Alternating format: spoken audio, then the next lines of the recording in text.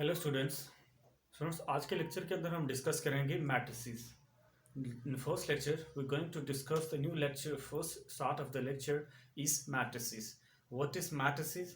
And we'll discuss the types of matrices, and then we'll discuss how you can sort out these matrices with the help of some methods. In start of lecture we're going to discuss what is matrices and what are the types of matrices. The number one is matrices. हम इसके अंदर discuss करेंगे कि matrices कहते किस चीज को हैं, राइट? तो आपके पास क्या होता है? रेक्टेंगुलर अरे in which we have rows and columns. In matrices we have rows and columns, right? अगर मैं आपके सामने इसके एग्जाम्पल दूं, एग्जाम्पल क्या होता है? रेक्टेंगुलर अरे क्या होता है? रेक्टेंगुलर अरे आपके पास बेसिकली अ शेप होती है, राइट? रेक्टेंगुलर मैट्रिक्स के अंदर we have some shape. Rectangular array in which have like this way. Rows जो है आपके पास, for example A B C and D, these are called rows and these are called columns, right? Matrices के अंदर हमारे पास दो चीजें होती हैं, एक हो गया रोज और एक हो गया कॉलम्स. अरे क्या चीज है? अरे ये होता है you have some line and some arrow head. जब एरो हेड आ गया तो वो किसी भी चीज की रो बन जाती है या कॉलम बन जाता है, राइट? तो इस पूरी डायरेक्शन को हम क्या कहेंगे? अरे कहेंगे, right? So I'm going to take an example. Now I'm going to discuss what are rows and columns. From your left and right, from your left to right is known as row. From your top to bottom is known as columns. If I'm going to write in this way, here, these are called rows, while from your top to bottom direction, these are called, that is, columns. This is the direction, and this is the matrices direction. Downward, that is columns. Outward, from left to right, is your column. What is types of matrices? There are two general types of matrices. Now let's start and check what is the types of matrices. And generally we can say that there are two types of matrices: square matrix and non-square matrix, means rectangle matrix, right? For example, number one is square matrix, right? Other is rectangle matrix, angle matrix. अब rectangle और square matrix के अंदर दरमियान में difference क्या आता है? Square matrix case के अंदर आपके पास number of rows is equal to number of columns आते हैं, राइट? जबकि रेक्टेंगल मैट्रिक्स के अंदर ऐसा नहीं होता. इसके अंदर number of rows is not equal to number of columns. अब हम एग्जाम्पल लेके चेक करते हैं. For example, I have going to give the example here. For example, you have 1 2 3 4. Got it students? इस एग्जाम्पल को मैं यहां पे जस्टिफाई करने की कोशिश करूं, एग्जाम्पल को यहां पर, तो आप देखिए यहां पर 2 रोज हैं और 2 कॉलम्स हैं हमारे पास. तो इसका मतलब क्या ठहरा कि जिस मैट्रिक्स के अंदर you have same number of rows and same number of columns, you can say that this type of matrix is basically your square matrix, right? अब इस तरह मैं इसको जस्टिफाई करता हूं रेक्टेंगल मैट्रिक्स की. तो rectangle matrix basically non square matrix भी कहा जाता है. नॉन स्क्वायर मैट्रिक्स कैसे ठहरा कि इसके अंदर number of columns, for example like this way, 1 2 3 4 5 and 6. Got it? अगर आप यहां पे चेक करें तो आपके पास नंबर ऑफ रोज कितनी है, आपके पास 2 नंबर ऑफ रोज, वाइल जो कॉलम्स हैं आपके पास, जो कॉलम्स आपके पास आ गए that is 3 columns. So we can say that this matrix is not non-square matrix. This is non-square matrix, right? So this is the basic two definition.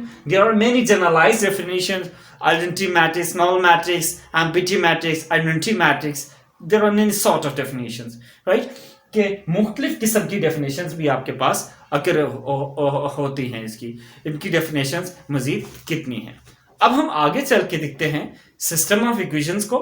Linear system of equations क्या होता है और system of linear equation बनता कैसे है. Alright students, अभी तो पहले हमने सारे का सारा इंट्रोडक्शन स्टडी किया. अब हम पर्टिकुलर टॉपिक की तरफ आते हैं कि what are the requirements of particular topic in linear algebra. जो पहला टॉपिक है आपके पास वो है लीनियर सिस्टम ऑफ इक्वेशंस का. अब हम देखते हैं कि लीनियर सिस्टम ऑफ इक्वेशंस बनता कैसे है और सिस्टम जनरेट कैसे होता है.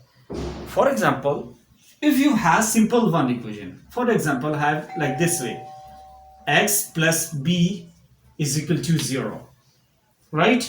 For example, yeah, 2x plus 3y is equal to 0. अगर आप इसको देखें तो a आपके पास सिंपल इक्वेशन है और लीनियर है. लीनियर की क्या पहचान है कि आपके पास वेरिएबल हैविंग पावर 1, जिसके अंदर वेरिएबल की पावर 1 हो वो आपके पास लीनियर इक्वेशन कहलाती है.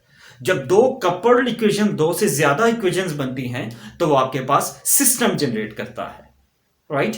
If I am going to take another example, इसके साथ मैं यहां पे लिख दूं 2x plus 3y is equal to 0 और यहां पे मैं लिख दूं x plus y is equal to 0.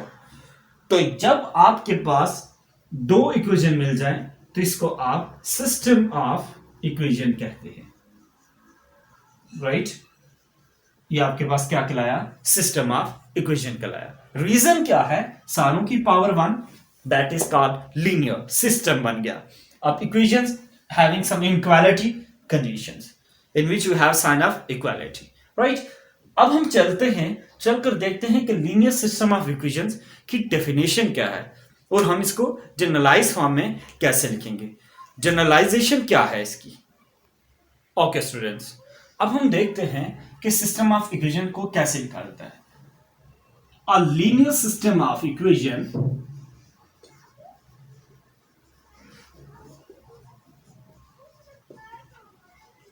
in which we have unknowns, for example x1, x2 to so on xn, with coefficients. Let's suppose we can say that a11 and so on a(n)n, right? And it can be written as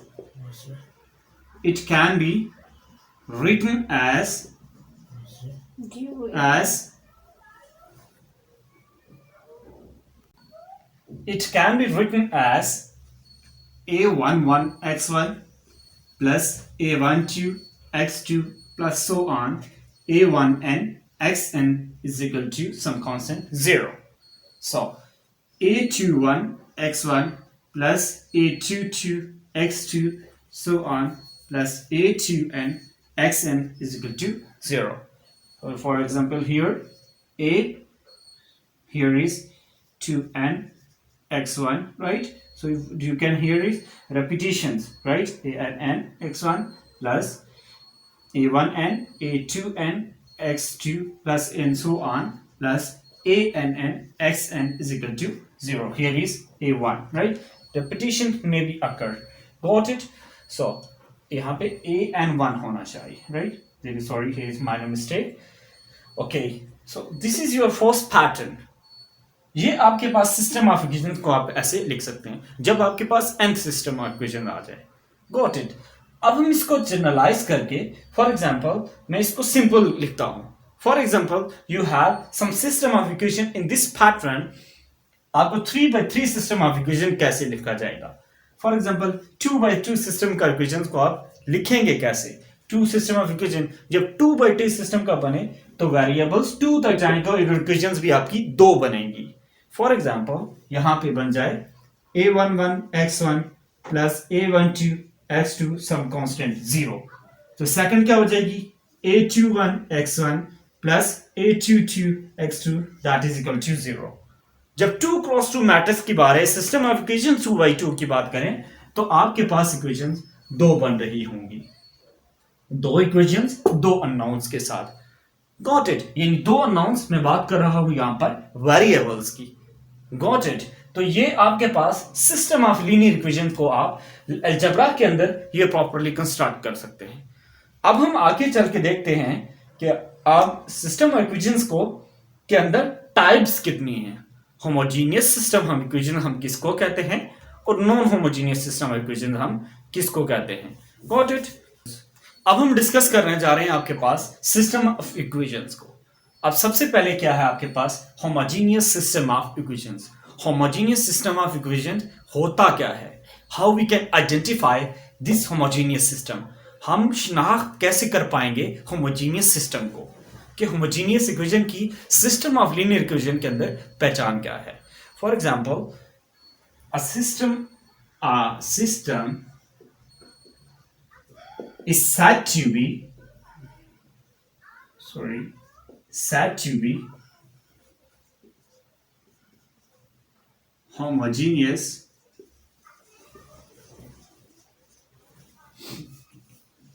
if its forcing function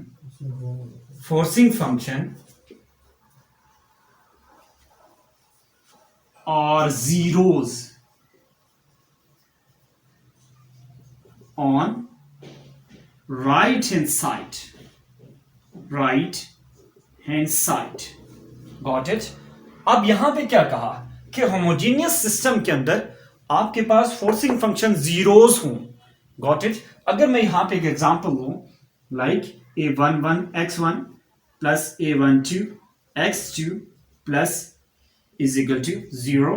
एक मैं यहां पे लेता हूं a21 x1 plus a22 x2 is equal to 0। अब एक equation आपके पास ये आ गई। For example sorry here is sine of equality, right. तो जब आपके पास मैंने बात की यहां पर जीरोस की, here I have discuss zeros not simple zero. जब आप जीरोस की बात कर रहे हो, गॉट इट, तो ये सिस्टम ऑफ इक्वेशन आपका होमोजीनियस सिस्टम कहलाएगा, राइट। इस सिस्टम ऑफ इक्वेशन को हम क्या कहेंगे? Homogeneous system of equations. Students एक बात और, अगर फॉर एग्जांपल यहां पर 1 हो जाए, बाकी सारी सिस्टम ऑफ इक्वेशन के अंदर 0 और एक में भी 1 हो जाए तो वो आपका होमोजीनियस नहीं कहलाएगा। That system will convert into non homogeneous system of equation. Homogeneous के लिए इंपॉर्टेंटली और कंपल्सरी कंडीशन है कि आपके पास यहां पे 0 हो, और लाजमी शर्त है इस बात की। अब हम नॉन होमोजीनियस सिस्टम को देख लेते हैं। डेफिनेशन सारी वही रहेगी, सिर्फ और सिर्फ जीरोस की जगह आप लिख लेंगे at least 1 non zero number. Forcing function किस चीज को कहते हैं? इक्वल की दूसरी साइड पे आपके पास कोई चीज पड़ी हो, राइट। अगर आपके पास यहां पे सिस्टम ऑफ इक्वेशन में नॉन होमोजीनियस लिख दूं तो आपके पास क्या हो जाएगा? I am going to discuss non homogeneous system example. Non homogeneous system of equation. अब हम यहां पे देख लेते हैं कि non homogeneous system of equations क्या होता है। और नॉन होमोजीनियस सिस्टम को हम यहां पे देखते हैं, a system of equations, a system of equations in which we have forcing function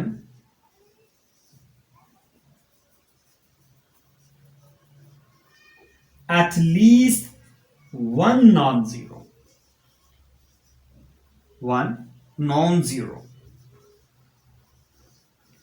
उसमें क्या होता है कि एटलीस्ट आपका नॉन जीरो हो।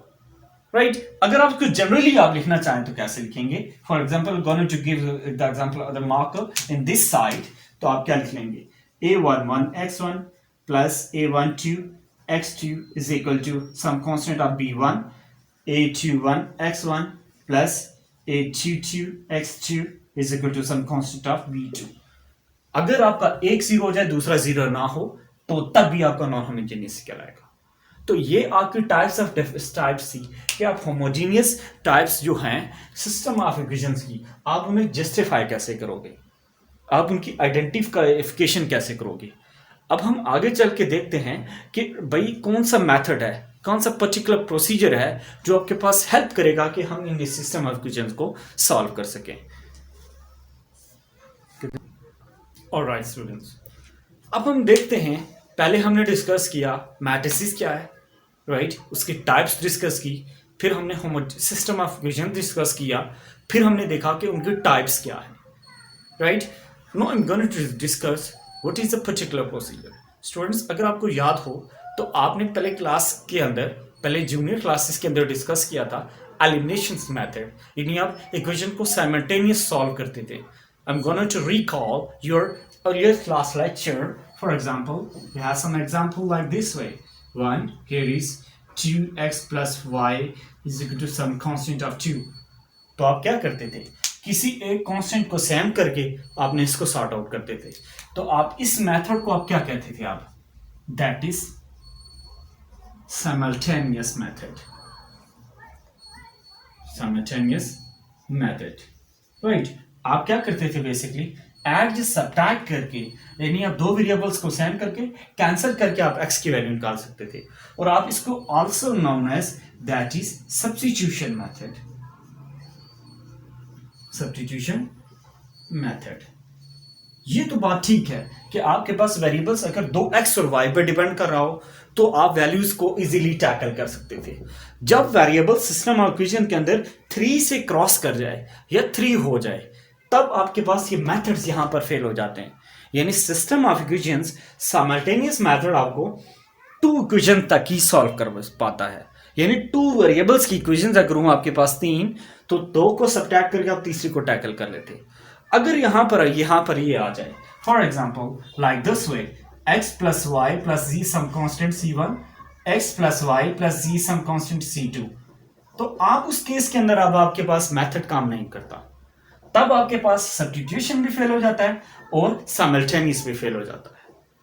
फिर हम क्या कहते हैं, मैट्रिसेस के सिस्टम ऑफ इक्वेशंस के अंदर प्रोसीजर जनरेट करते हैं कि what is the particular procedure to solve this methods, how you can tackle with these situations when these methods fail, then what are the new methods help to solve system of linear equations। मैंने ये बोला कि जब आपके पास ये methods fail हो जाते हैं, जब आप इन मेथड से आउटवर्ड चले जाते हो तो आपको मेथड्स कौन कौन से हेल्प करते हैं और आप टैकल कैसे करोगे सिचुएशन को।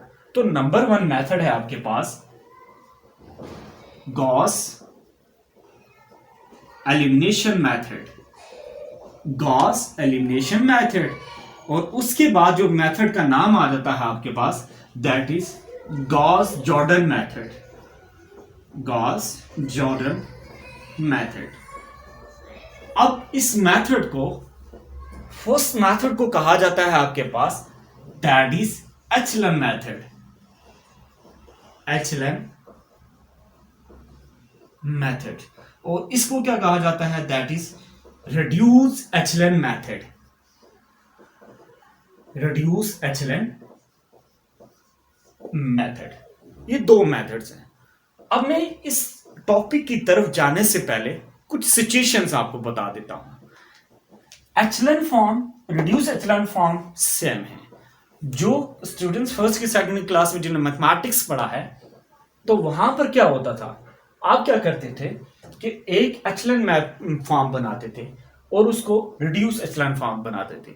जब आप एचलन फॉर्म बनाते थे उसको गॉस एलिमिनेशन मेथड कहा जाता है, और जब उसको गॉस जॉर्डन मेथड यानी रिड्यूस एचलन फॉर्म बनाए उसको गॉस जॉर्डन मेथड कहा जाता है। अब मैं कुछ पर्टिकुलर ट्रेस आपको बता देता हूं कि एचलन फॉर्म का आप पहचान कैसे करोगे कि भाई ये एचलन फॉर्म है। For example I am going to give some example for echelon form. Echelon form की बेसिक जो प्रोसीजर है, फॉर एग्जाम्पल आपके पास मैं कुछ यहाँ पे कंडीशन एग्जाम्पल ले लेता हूँ. Example 1, example 2.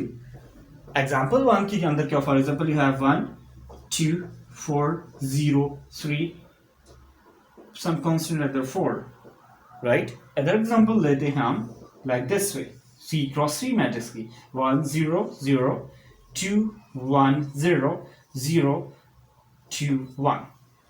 स्टूडेंट्स याद रखिएगा, अगर आपके पास यहां पे पिवट 1 हो, पिवट का मतलब है जो आपका कॉलम मैट्रिक्स के अंदर पहला नंबर होता है उसको पिवट कहते हैं.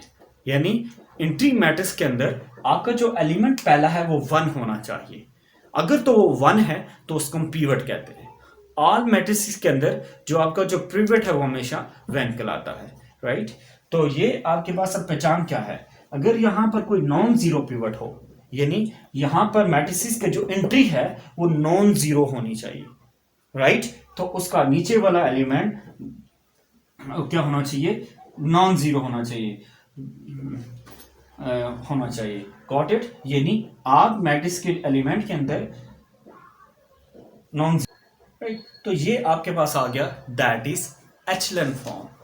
इसको हम क्या करेंगे, that is एचलन form.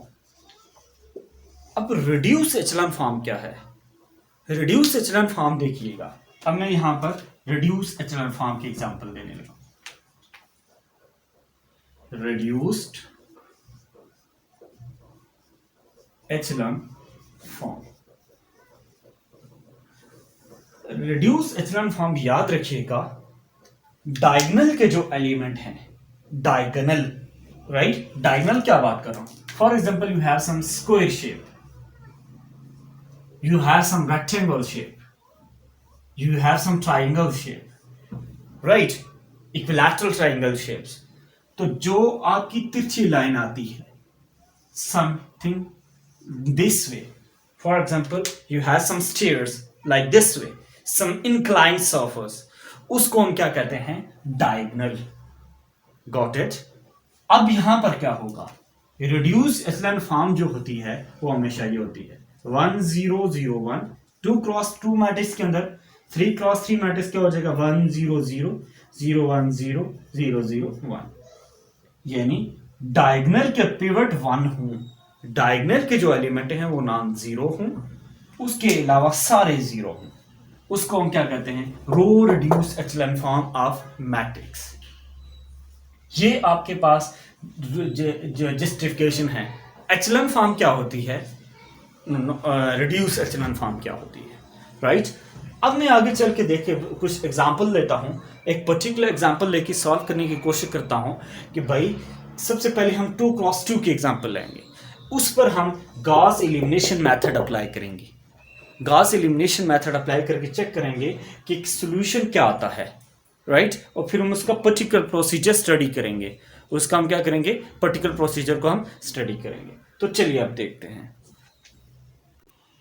Alright students, अब हम यहां पर solving system equation by Gauss elimination method. अब हम एक सबसे पहले सिंपलेस्ट और सिंपल एग्जांपल लेके आपको सॉल्व करने की कोशिश करता हूं. फॉर एग्जांपल मैं यहां पे आप जनरली कोई एग्जांपल ले लेते हैं. यहां पर एग्जांपल हम यहां पे लेते हैं x plus 2y is equal to some constant 1, x plus 3x plus 2y is equal to some constant 2. इस पे हम सबसे पहले गॉस एलिमिनेशन मेथड को अप्लाई करने की कोशिश करते हैं. अब सबसे पहले मैं प्रोसीजर लिखूंगा कि what are the procedure to solve system of equations, right? तो प्रोसीजर लिख लीजिए. प्रोसीजर क्या है, the procedure will be same in all solving the system of equations. We'll follow the procedure for solving all system of equation, right? तो procedure 1 क्या है, step 1, right? Then you can follow the step 2. पहला step क्या है, identify the method. हमने method को देखना है कि आप मेथड कौन सा इस्तेमाल करेंगे, राइट? identify the method. फिर आपने क्या करना है, सिस्टम ऑफ इक्वेशन को ऑगमेंटेड मैट्रिक्स में कन्वर्ट करना है। Convert system of equations in augmented form.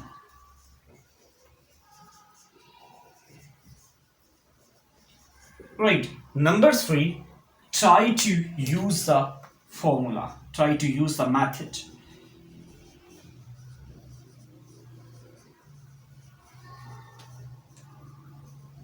Required method. So these are the particular steps which can help to solve this system of equations. अब हम चलते हैं एग्जाम्पल की तरफ और देखते हैं आप इसको कैसे टैकल करोगे और इसको सॉर्ट आउट कैसे करोगे। तो हम प्रॉपरली सिस्टम ऑफ इक्वेशन को लेकर चलते हैं और फिर हम देखते हैं। सबसे पहले हम देखते हैं कि आइडेंटिफाई द मेथड। मेथड क्या कहा गया है, एलिमिनेशन मेथड।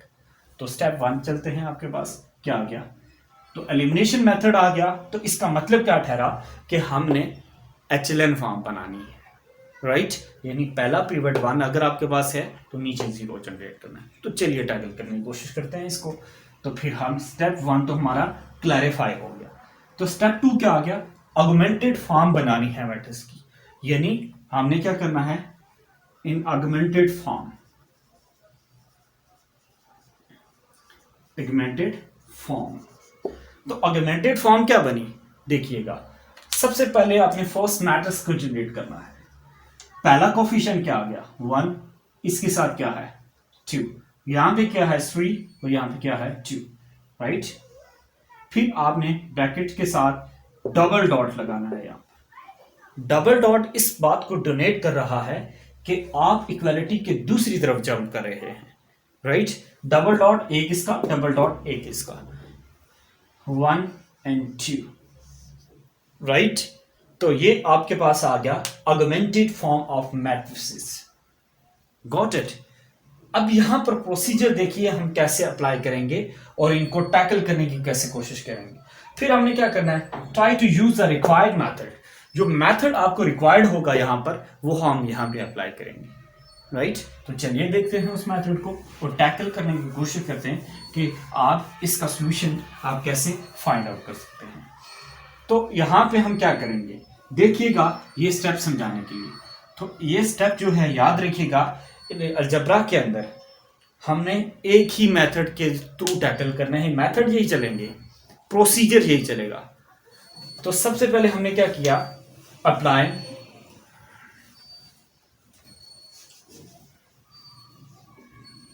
अप्लाई 0, ये रो है, पॉज कर। ओके, हमने क्या करना है, apply method required elimination method, applying the required method. अब जब मेथड अप्लाई किया तो याद रखिएगा अब हमने रोज के यहां पर ये R1 रो है, ये R2 रो है, तो मुझे यहां पर 0 बनाना है। तो 0 बनाने का क्राइटेरिया क्या है, देखिएगा यहां पर। तो यहां पे हम क्या करेंगे, हमें यहां पे 0 करना है, तो हम क्या लिखेंगे R1 के साथ -3R1। ऐड किसके अंदर करना है, R2 के अंदर। जिसके साथ मल्टीप्लाई करेंगे चेंज उस पर कोई नहीं आएगा, जिसमें ऐड करेंगे चेंज उस पर लेके आना है। तो ऐड हमने किस पे चेंज करना है, R2 के अंदर। जब हमने R1 को मल्टीप्लाई किया, R2 के अंदर चेंज किया तो 0 आएगा। अब ऑब्वियस सी बात है 0 यही बनेगा कि जब हम इस रो को -3 से मल्टीप्लाई करें R2 में, क्योंकि यहां पे 3 है। अगर 4 होता तो मैं यहां पे -4 से मल्टीप्लाई करता, अगर यहां पे 2 होता तो मैं -2 से मल्टीप्लाई करके इसको सॉल्व करता। तो यहां पर क्या हो गया आपके पास, तो क्या होगी आपके पास रो 1 2 1, राइट। तो जब आपने इसको यहां पर मल्टीप्लाई किया तो इधर क्या आ गया, दैट इज 0। अब जो रो का दूसरा एलिमेंट है उसको -3 के साथ मल्टीप्लाई करेंगे तो क्या हो गया, -6, तो आपके पास +2, तो आंसर क्या आ गया, दैट इज -4, राइट। अब आप यहां पे जंप करेंगे नेक्स्ट स्टेप के अंदर। तो नेक्स्ट स्टेप में हमने क्या किया, -3, तो -3 अपनी जगह पे, R1 का एलिमेंट क्या है 1, प्लस किस में ऐड कर रहे हैं, R2 के अंदर, तो 2, तो आपके पास क्या आ गया, दैट इज नेगेटिव ऑफ 1 आ गया 1, और यहां पे आपके पास क्या आ गया, दैट इज -1 आ गया। तो ये आपकी एचलन फॉर्म कन्वर्ट हो चुकी है। अगर आप इसको मजीद आसानी करना चाहते हो, आसान कर लो। अब आप देखो, अगर एचलन फॉर्म मैंने क्या कहा था कि आप पिवट के नीचे 0 कर लो, राइट। तो ये आपके पास एचलन फॉर्म बन गई। तो इसको देखते हैं, इसको हम ऐसे लिख सकते हैं, x plus 2y is equal to, double dot का मतलब क्या ठहरा, equal to, is equal to 1। अब यहां पे स्टूडेंट मसला ये है कि हमारे पास x टर्म 0 हो गई, तो हमारे पास सिर्फ y का एलिमेंट बचा, तो -4y is equal to -1, right. तो यहां से हम इस इक्वेशन के अंदर से निकाल सकते हैं y is equal to 1 divided by 4 आ गया, राइट। अब आप इस वैल्यू को उठाकर इस इक्वेशन के अंदर पुट करें, तो ये आपके पास क्या दे देगा, x plus 2 into 1 divided by 4 is equal to 1। तो x plus 1 divided by 2 is equal to 1, x is equal to 1 minus 1 by 2, that is equal to 1 divided by 2। तो ये आपके पास क्राइटेरिया है। आप एलिमिनेशन मेथड को यूज करके आप यहां से वैल्यूज को फाइंड आउट कर सकते हैं। तो ये हमारे पास जो फर्स्ट एग्जांपल है कि 2x2 मैट्रिक्स को हम यूज करके एलिमिनेशन मेथड के थ्रू, गॉस एलिमिनेशन मेथड के थ्रू हमने वैल्यू निकाली।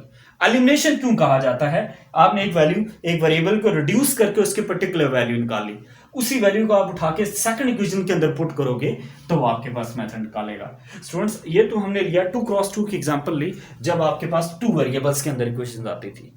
अगर यही इक्वेशन आपके पास 3x3 matrix in which you have 3 variables and 3 system of equations, अब आप उसको सॉल्व कैसे करोगे।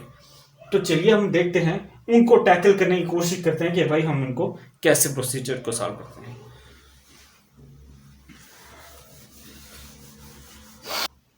ऑलराइट स्टूडेंट्स, अब ये एग्जांपल है हमारे पास होमोजेनियस सिस्टम ऑफ इक्वेशंस की, और हमने इसको टैकल करना है by using Gauss elimination method. Gauss elimination method. Gauss elimination method हमारे पास वर्क कैसे करेगा, हम इसको देखते हैं और किस सजेशन की तरफ चलते हैं कि आपके पास क्या मेथड ये सजेस्ट कर रहा है, सूटेबल है सिस्टम ऑफ इक्वेशंस को। अब होमोजेनियस कैसे पता चला, क्योंकि हमारे पास फोर्सिंग फंक्शन जो है राइट के इस तरफ जो है इक्वेशन के इक्वालिटी के उस तरफ जीरोस आपके पास पड़े हुए हैं, राइट। अब हम इसको देखते हैं और सॉल्व करने की कोशिश करते हैं, सॉल्यूशन की तरफ चलते हैं हमारे पास, राइट। स्टूडेंट्स, हम पहले 2x2 की एग्जांपल्स को देखेंगे, फिर हम 3x3 की एग्जांपल पे जाएंगे, फिर हम 4x4 के एग्जांपल को भी जंप कर सकते हैं, राइट। तो इसको देखते हैं कि इसका पर्टिकुलर प्रोसीजर क्या है। तो पर्टिकुलर प्रोसीजर हमें गॉस एलिमिनेशन पता चल गया, हमने आइडेंटिफाई कर लिया। तो अब हम क्या करेंगे, इन ऑगमेंटेड फॉर्म,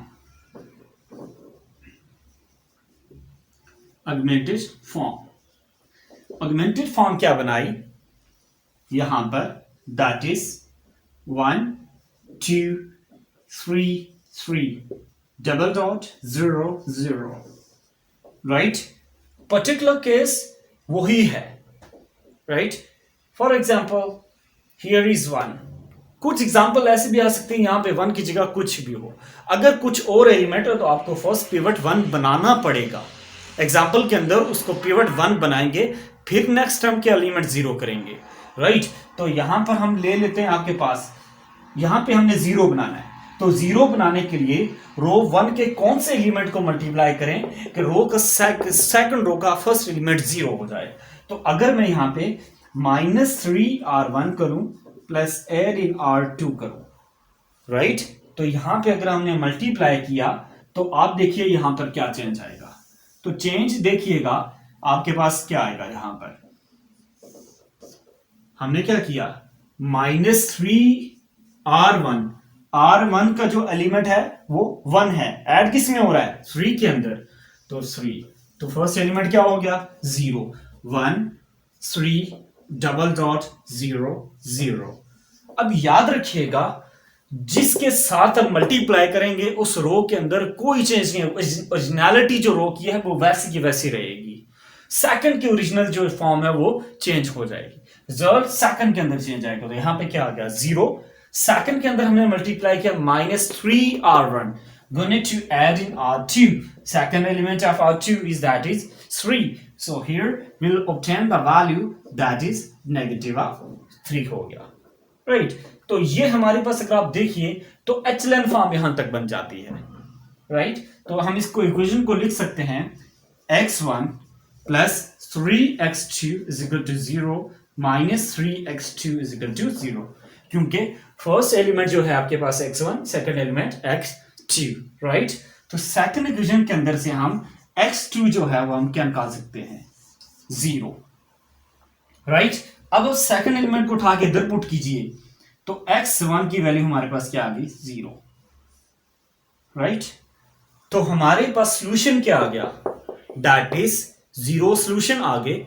जब इस तरह का सॉल्यूशन आ जाए उस सॉल्यूशन को हम क्या कहते हैं consistent solution, consistent solution, right homogeneous equation के अंदर अगर किसी सिस्टम ऑफ इक्वेशन के वेरिएबल्स की सारी वैल्यू 0 आ जाए, यानी वैल्यूज आपको रिप्रोड्यूस कर रहा हो 0, उस सॉल्यूशन को हम क्या कहते हैं that is your consistent solution.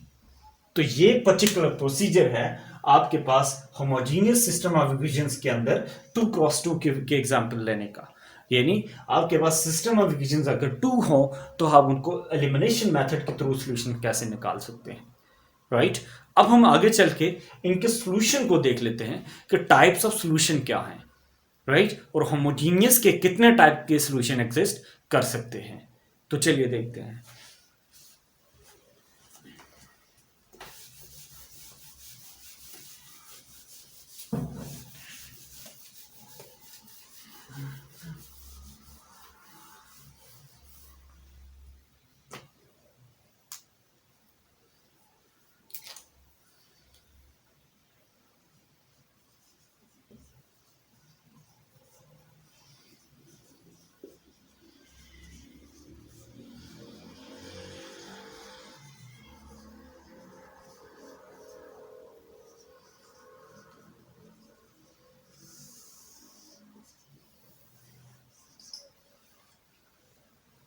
Alright students, अब स्टूडेंट्स याद रखिएगा जो टाइप्स ऑफ सॉल्यूशंस हैं होमोजेनियस इक्वेशन के, वो तमाम के तमाम सॉल्यूशंस आपके पास कंसिस्टेंट ही रहते हैं, राइट अगर मैं होमोजेनियस सिस्टम को जनरलाइज फॉर्म में लिख लूं तो मैं कैसे लिखूंगा और मैं चेक करूंगा इसकी जनरलाइज प्रोसीजर क्या है आपके पास।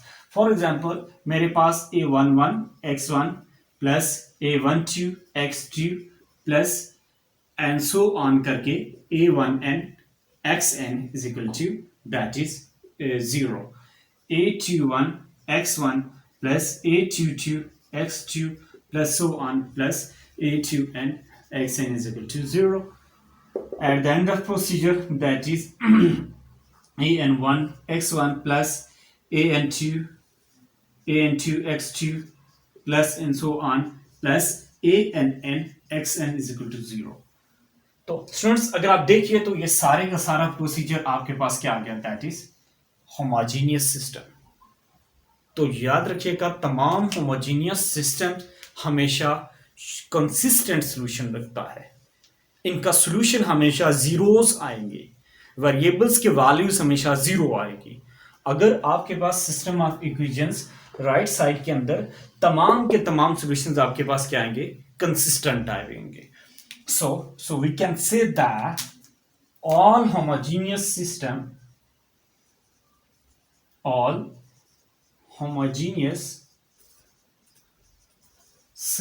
of equations always having consistent solution. Why we can say that the solution is consistent, right? अब वजह क्या है, इस वजह को तलाश करते हैं कि भाई इसका सॉल्यूशन कंसिस्टेंट क्यों आ रहा है। सॉल्यूशन कंसिस्टेंट आने की वजह क्या है कि जब आप ग्राफ के अंदर इनके सॉल्यूशन को प्लॉट करोगे तो ये आपको ओरिजिन से पास करते हुए नजर आएंगे, राइट। ये बेसिक प्रोसीजर है, यानी तमाम की तमाम x1 is equal to x2 is equal to x3 is equal to so on xn हमेशा जीरो आएंगे। इस टाइप के सॉल्यूशन जो आए सिस्टम ऑफ इक्वेशंस के अंदर, जब आपकी वेरिएबल्स की वैल्यूज की वैल्यू आपके पास जीरो आना शुरू हो जाए, उनके सॉल्यूशन को हम क्या कहेंगे, दैट इज कंसिस्टेंट सॉल्यूशन। और जब कंसिस्टेंट सॉल्यूशन आ जाए तो इनके सॉल्यूशन को हम यूनिक भी कह सकते हैं। वजह क्यों, इनका सॉल्यूशन आपके पास एक पर्टिकुलर है, बिल्कुल पर्टिकुलर टाइप सॉल्यूशन है और यूनिक सॉल्यूशन है, ओनली यूनिक सॉल्यूशन है जो चेंज कभी नहीं होगा। ये होमोजेनियस सिस्टम के अंदर हम इस सॉल्यूशन को डिस्कस करते हैं। अब मैं कुछ अपने लेक्चर को फाइनलाइज कर रहा हूं। I am going to summarize my lecture. First we have discussed which is the particular way to talk about the matrix, types of matrix. Then we have discussed system of linear equations and their types, methods, their types, and also we have discussed the types of system of homogeneous solutions, right? तो ये method से आप इनके solutions को tackle कर सकते हैं। यहाँ तक मैं अपने लेक्चर को स्टॉप कर रहा हूँ। अगर आपको कोई क्वेश्चन, कोई क्वेरी है तो हम नेक्स्ट लेक्चर के अंदर डिस्कस करेंगे, राइट। नेक्स्ट लेक्चर के अंदर हम पर्टिकुलर प्रोसीजर के अंदर 2x2 से जंप करके 3x3 के एग्जांपल्स को सॉर्ट आउट करने की कोशिश करेंगे। तो see shortly, till next video, bye bye.